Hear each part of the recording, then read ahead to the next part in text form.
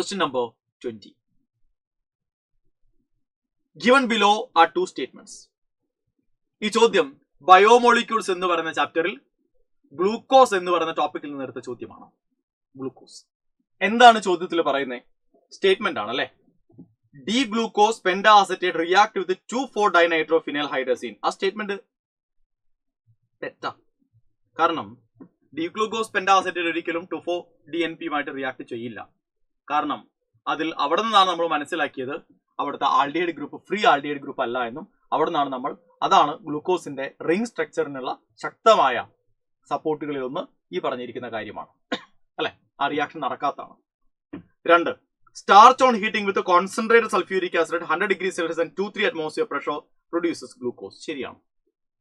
കാരണം സ്റ്റാർച്ചിൽ നിന്ന് ഗ്ലൂക്കോസ് നമ്മൾ എന്ത് ചെയ്യാറുണ്ട്? പ്രിപ്പയർ ചെയ്യാറുണ്ട് അല്ലെ.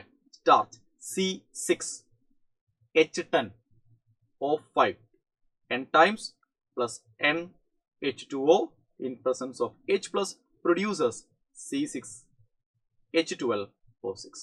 Correct. So statement 1 is incorrect and statement 2 is correct. Option 2 is the right answer. Option 2. നമ്മൾ ഇനി ന്യൂമറിക്കൽ വാല്യൂ ടൈപ്പ് ചോദ്യങ്ങളിലേക്കാണ് പോകുന്നത്. ഓക്കെ.